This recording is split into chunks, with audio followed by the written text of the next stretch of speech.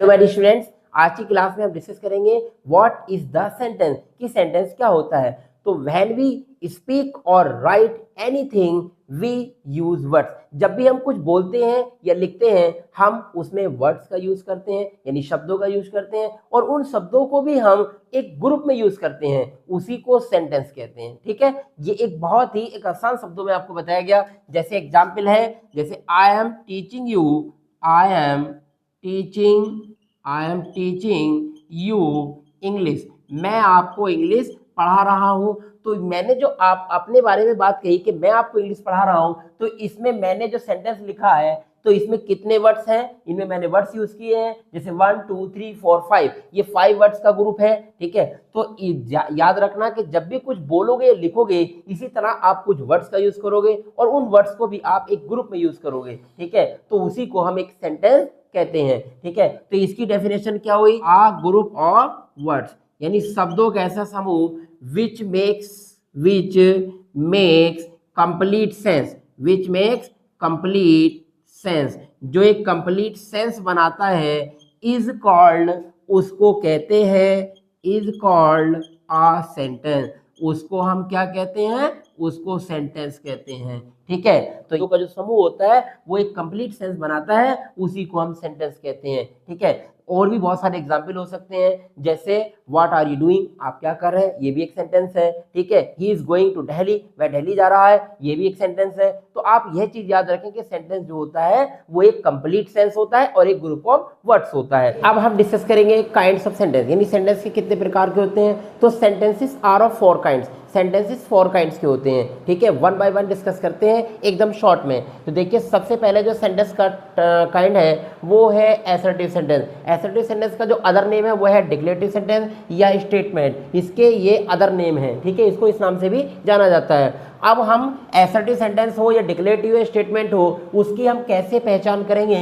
तो याद रखना ये इसका स्ट्रक्चर होता है कि सबसे पहले सब्जेक्ट का यूज करते हैं असर्टिव सेंटेंस में, उसके बाद हेल्पिंग वर्ब, मेन वर्ब और उसके बाद ऑब्जेक्ट। बस आपको ये याद रखना है कि जो सेंटेंस सब्जेक्ट से स्टार्ट हो और लास्ट में ये फुल स्टॉप हो वह सेंटेंस असर्टिव होता है। ठीक है, एग्जाम्पल देखें, जैसे English is the easiest language, English एक सबसे आसान भाषा है। तो देखिए, इंग्लिश इस वाक्य में सब्जेक्ट है और लास्ट में फुल स्टॉप है, तो यह सेंटेंस असर्टिव है, यह सेंटेंस स्टेटमेंट है, यह सेंटेंस डिक्लेरेटिव है। नेक्स्ट है you do not cheat anyone, आप किसी को धोखा नहीं देते। तो यू इस सेंटेंस में सब्जेक्ट है और ये एक हेल्पिंग वर्ब है, उसके बाद मेन वर्ब, उसके बाद ये ऑब्जेक्ट है और लास्ट में क्या है? Full stop. तो जो सेंटेंस सब्जेक्ट से शुरू फुल स्टॉप से लास्ट हो वह सेंटेंस असर्टिव होता है। ठीक है, नेक्स्ट सेंटेंस का जो दूसरा प्रकार है वह है इंटरोगेटिव सेंटेंस। इंटरोगेटिव सेंटेंस को अदर नेम से जानते हैं क्वेश्चन। ठीक है, तो देखिए इसके एग्जांपल ये हैं। इंटरोगेटिव सेंटेंस की पहचान के लिए आपको याद रखना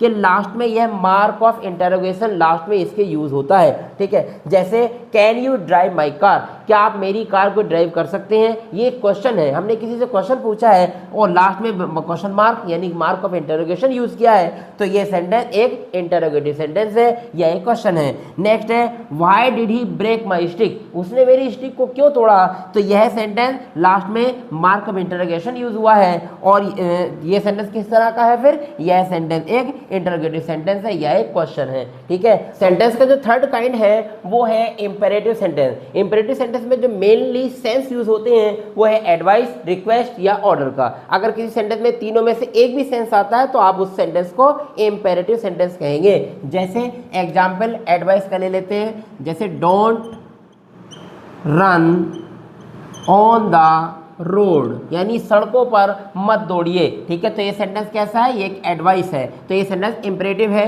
नेक्स्ट है जैसे रिक्वेस्ट में प्लीज कम हेयर, कृपया यहाँ आइए, तो यह सेंटेंस भी एक इंपेरेटिव है क्योंकि इसमें रिक्वेस्ट यूज हुई है। नेक्स्ट है ऑर्डर, जैसे सिट डाउन, बैठ जाओ। ठीक है, सिट डाउन, बैठ जाइए, तो ये एक ऑर्डर है। तो जिस सेंटेंस में एडवाइस, रिक्वेस्ट या ऑर्डर का एक इनमें से किसी एक का भी सेंस आता है तो आप उसको इंपेरेटिव सेंटेंस कहेंगे। इंपेरेटिव सेंटेंस की ये क्वालिटी होती है कि इसमें सब्जेक्ट यू हिडन होता है। ठीक है, वह छिपा होता है, तो आप याद रखना इसमें सब्जेक्ट नहीं होता है, या ऐसे कह सकते हैं सब्जेक्ट लेस होते हैं, ठीक है। टेम्परेरी सेंटेंस की क्वालिटी है। नेक्स्ट जो सेंटेंस है जो फोर्थ काइंड है वो है एक्सक्लेमेटरी सेंटेंस। क्या है?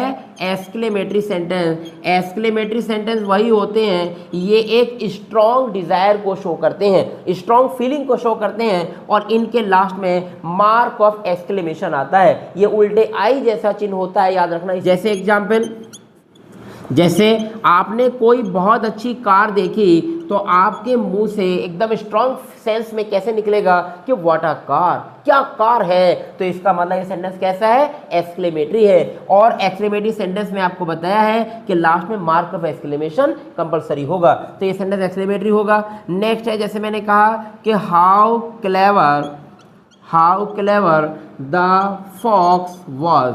How clever the fox was, वो लोमड़ी कितनी चालाक थी जिसने जो कौवा था क्रो, उसको धोखा दिया था, उसकी रोटी छीन ली थी ना, वो कहानी आपने सुनी होगी। ये सेंटेंस एक एक्सक्लेमेटरी है क्योंकि इसमें स्ट्रॉन्ग फीलिंग को शो किया जा रहा है और लास्ट में मार्क ऑफ एक्सक्लेमेशन है। तो याद रखिएगा, अब तक हमने डिस्कस किया कि सेंटेंस क्या होता है। तो सेंटेंस वर्ड्स का ग्रुप होता है और उसका एक कंप्लीट सेंस होता है। फिर उसके बाद डिस्कस किया कि सेंटेंस 4 प्रकार के होते हैं। जैसे पहला था असर्टिव सेंटेंस, असर्टिव सेंटेंस के बाद इंटरोगेटिव सेंटेंस, इंपरेटिव सेंटेंस और एक्सक्लेमेटरी सेंटेंस। इसको आप अच्छे से पहचान याद रखें, इसको एक नोट्स बना के रखें। सेंटेंस को करेक्ट लिखने के लिए आपको 4 कंडीशंस को फॉलो करना है। वो 4 कंडीशन कौन सी हैं जिनके बगैर सेंटेंस गलत हो जाएगा? देखिए, पहली कंडीशन आपको ये फॉलो करनी है सेंटेंस को लिखते टाइम पर कि फर्स्ट लेटर कैपिटल, के सेंटेंस का फर्स्ट लेटर आपको कैपिटल लिखना है। नेक्स्ट है राइट सीक्वेंस ऑफ वर्ड्स, जो हम वर्ड्स यूज करें सेंटेंस में उनका सीक्वेंस यानी क्रम सही होना चाहिए। नेक्स्ट है राइट सेंस होना चाहिए सेंटेंस का, उसका गलत सेंस ना हो। नेक्स्ट है proper punctuation sign at the and,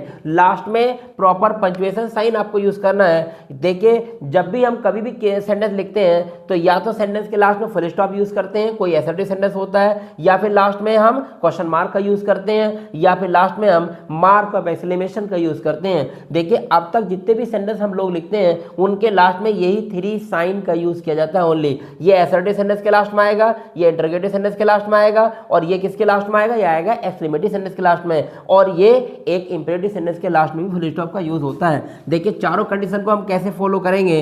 जैसे हमने कहा he is my Elder brother, वह मेरा बड़ा भाई है, ठीक है। तो हमने देखा ये फर्स्ट लेटर कैपिटल है, राइट सीक्वेंस में वर्ड्स यूज किए गए, सब्जेक्ट सब्जेक्ट। राइट सीक्वेंस क्या होता है? पहले सब्जेक्ट, सब्जेक्ट के बाद हेल्पिंग वर्ब, हेल्पिंग वर्ब के बाद मेन वर्ब या ऑब्जेक्ट। इस तरह से अगर लिखा हुआ है तो ये सेंटेंस प्रॉपर सीक्वेंस में माना जाता है। तो फर्स्ट लेटर कैपिटल है इस सेंटेंस का, ये ठीक है। Right sequence of words, words को सीक्वेंस में यूज किया गया है, ये भी ठीक है। नेक्स्ट राइट सेंस, इसका राइट सेंस है he is my elder brother, वह मेरा बड़ा भाई है, हाँ इसका सेंस भी ठीक है। Proper punctuation sign at the end, last में इसकी पंक्चुएशन साइन भी यूज किया गया है, हाँ ये सेंटेंस सही है, ठीक है। तो इसका मतलब ये कि इस सेंटेंस में हमने 4 कंडीशन अप्लाई करके देखी तो ये सेंटेंस अब एकदम फुली करेक्ट है, ठीक है। अब देखिए, हम सेंटेंस एक और लिख रहे हैं, आपको उस पर ध्यान देना है। जैसे मैंने कहा द सन इज कोल्ड, आप जरा इस सेंटेंस को ध्यान दें कि देखिए इस सेंटेंस का फर्स्ट लेटर कैपिटल है, इस सेंटेंस के लास्ट में फुल स्टॉप भी यूज किया गया है, इस सेंटेंस का राइट सीक्वेंस भी है, पहले सब्जेक्ट, सब्जेक्ट के बाद हेल्पिंग वर्ब और हेल्पिंग वर्ब के बाद ऑब्जेक्ट यानी एक एडजेक्टिव है। तो आप ये देखें कि ये जो सेंटेंस है ये 3 कंडीशन को फॉलो कर रहा है। फर्स्ट लेटर भी इस सेंटेंस का कैपिटल है और इसका राइट सीक्वेंस भी है और इसका प्रॉपर साइन भी है लास्ट में फुल स्टॉप। लेकिन यह सेंटेंस सन वाला जो है ये आपका राइट सेंस को फॉलो नहीं कर रहा है। आप बताएं, इसका सेंस निकाल कर देखें। द सन इज कोल्ड, सूर्य ठंडा होता है, तो आप बताएं क्या सूर्य नेचर में ठंडा होता है? ठीक है, तो अब तो इसका मतलब क्या है, सेंटेंस ये सेंस में अरे हॉट होता है, इसका मतलब ये कि सेंटेंस का सेंस रॉन्ग है, तो इसीलिए सेंटेंस ये भी रॉन्ग है। तो आप यह याद रखें कि चारों कंडीशन एक सेंटेंस में आपको अप्लाई करनी है, तभी आप एक सेंटेंस को राइट लिखेंगे, ठीक। सेंटेंसेस एंड उसके काइंड्स जानने के बाद आइए अब हम सीखते हैं कि सेंटेंस के मेन जो पार्ट हैं वो है सब्जेक्ट एंड प्रेडिकेट। ठीक है, जो सेंटेंस आपके सामने लिखा होता है या आप लिखते हैं उसके दो मेन पार्ट होते हैं, पहला होता है सब्जेक्ट और दूसरा होता है उसका प्रेडिकेट। तो आपको केवल सब्जेक्ट को पहचानना है। अगर आपने सब्जेक्ट पर कमांड कर लिया तो आप प्रेडिकेट को आसानी से उसको कवर कर लेंगे। ठीक है, तो देखिए सब्जेक्ट क्या होता है। सब्जेक्ट वो होता है कि काम के करने वाला, अर्थात doer of the work. Sentence जिस पर बेस होता है या सेंटेंस में जो वर्ब होती है उसका जो काम के करने वाला होता है या एक्टिविटी को करने वाला, वह सब्जेक्ट होता है। जैसे इस सेंटेंस में देखिए, ये सेंटेंस है आई एम ए स्टूडेंट, मैं एक स्टूडेंट हूं। तो बात किसकी मेन हो रही है यहाँ पर, मेरी, यानी यहाँ पर आई सब्जेक्ट है। अब देखिए जो सब्जेक्ट अगर हमने पहचान लिया है तो बाकी जो बचा हुआ पार्ट होता है वह प्रेडिकेट होता है। ठीक है, बस आपको ये पहचान कर लेना है कि छोटी सी पहचान सब्जेक्ट की करनी है, उसके बाद आपको प्रेडिकेट मिल जाएगा सारा। नेक्स्ट है my friend comes here daily. तो इस सेंटेंस में कौन डेली आता है या किसके बारे में मेन बात हो रही है, तो बात हो रही है माय फ्रेंड को लेकर। तो माय फ्रेंड इस सेंटेंस में सब्जेक्ट है और बाकी जो है वो एक प्रेडिकेट है। ठीक है, नेक्स्ट है योर यंगर ब्रदर, आपका बड़ा भाई, हु इज अ डॉक्टर, जो एक डॉक्टर है, इज नो मोर, अब नहीं रहा, अर्थात वो एक्सपायर हो गया। तो इस सेंटेंस में बात किसकी हो रही है, ब्रदर की, और ब्रदर से लेकर ब्रदर भी कैसा है, यंगर है, और वो भी योर यानी आपका है, और उसके बाद यहां से लेकर यहां तक बात ब्रदर की हो रही है। तो इसका मतलब ये है कि इस सेंटेंस में सब्जेक्ट ये है और बाकी जो इज नो मोर है वह एक प्रेडिकेट है। ठीक है, नेक्स्ट अब इस सेंटेंस को जरा ध्यान से देखें, हियर कम्स द बस। कुछ सेंटेंसेस में सब्जेक्ट जो होता है वो लास्ट में यूज किया जाता है। ठीक है, जैसे हियर कम्स द बस, ये सेंटेंस कौन सा है, देखो बस आ गई। ठीक है, जैसे बोलते हैं ना देखो बस आ गई या देखो ट्रेन आ गई, तो ऐसे सेंटेंस को हम हियर से यूज करके बोलते हैं। तो आप ये याद रखें इस सेंटेंस में क्या आया, किसकी बात मेन हुई, बस की। तो इस सेंटेंस में बस क्या है, सब्जेक्ट है, और बाकी जो शुरू में है ये क्या है, यह प्रेडिकेट है। तो आपको केवल सब्जेक्ट पहचानना है कि किधर है, बीच में है, आखिर में है, स्टार्टिंग में है या कितना बड़ा है। तो आपको सब्जेक्ट की पहचान करने के बाद बाकी जो बचा हुआ पार्ट होगा वह प्रेडिकेट होगा। नेक्स्ट सेंटेंस देखिए, जैसे ये है गो फास्ट, जल्दी जाओ। इस सेंटेंस में सब्जेक्ट नहीं है। ठीक है, ये सेंटेंस कैसा है, इंपरेटिव है। ठीक है, इंपरेटिव सेंटेंस में सब्जेक्ट जो यू होता है वो अंडरस्टूड होता है, अर्थात वो हिडन होता है। तो ये याद रखें, ये पूरा का पूरा क्या है, ये प्रेडिकेट ही है। ठीक है, बस आपको ये याद रखना है।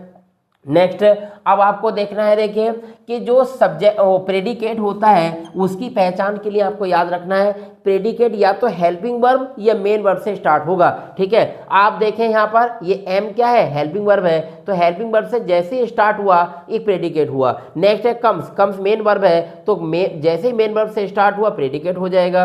नेक्स्ट है देखिए यहाँ पर इज नो मोर, तो ये सेंटेंस में ये क्या है, इज नो मोर, ये प्रेडिकेट है क्योंकि ये इज से शुरू हुआ है। अब जो एक क्लॉज यूज की गई है ये एक ब्रदर से कनेक्ट है, तो जो ब्रदर से यानी कि ब्रदर सब्जेक्ट है, तो जो वर्ड सब्जेक्ट से कनेक्ट होते हैं वो सारे सब्जेक्ट ही होते हैं। ठीक है, तो यहां से योर से लेके और डॉक्टर तक पूरा सब्जेक्ट है। नेक्स्ट आगे देखें, हियर कम्स द बस, तो ये बस को छोड़कर ये क्या है सेंटेंस, अगर सेंटेंस होता है comes the bus comes here, sentence अगर इस तरह से लिखते हैं तो ऐसे बनना चाहिए था, लेकिन ये सेंटेंस को एम्फेटिक मोड में लाने के लिए, प्रभावशाली दिखाने के लिए, ये एकदम इसका सेंस को ज्यादा एक्टिव दिखाने के लिए इस तरह से इसको यूज किया गया है। तो इसमें ये देखिए कम्स क्या है, ये एक वर्ब है, तो अर्थात वर्ब से स्टार्ट हुआ है, तो ये जो वर्ब जिसके अंदर वर्ब होती है आप याद रखें वह एक प्रेडिकेट होता है। तो आपको पता चल जाएगा कि सब्जेक्ट एंड प्रेडिकेट, बस सब्जेक्ट पहचान लो उसके बाद आपको प्रेडिकेट मिल ही जाएगा। आप ध्यान दें, यहाँ सब्जेक्ट में एक वर्ड है, यहाँ सब्जेक्ट में 2 वर्ड्स हैं और यहाँ सब्जेक्ट में बहुत सारे वर्ड्स हैं। ठीक है, काउंट कर सकते हैं 1 2 3 4 5 6 7 वर्ड्स भी सब्जेक्ट में हो सकते हैं। तो इससे ये प्रूव होता है कि देखिए सब्जेक्ट एक वर्ड्स का भी हो सकता है, 2 का भी हो सकता है और ज्यादा वर्ड्स का भी हो सकता है, बस आपको पहचानना है। ठीक है, सेंस के अकॉर्डिंग। नेक्स्ट देखिए, अब सब्जेक्ट आपको ये देखना है, यहाँ पर सब्जेक्ट स्टार्टिंग में यूज किया गया था, लेकिन सब्जेक्ट कभी कभी सेंटेंस के बाद में भी यूज होते हैं, कभी कभी सेंटेंस में सब्जेक्ट यूज भी नहीं होगा। तो आपको ध्यान रखना है, ठीक है, कि आपको सब्जेक्ट का केवल पता करना है, उसके बाद जो बचा हुआ पार्ट होगा वो सब क्या होगा, वह प्रेडिकेट होगा। Okay, thank you very much.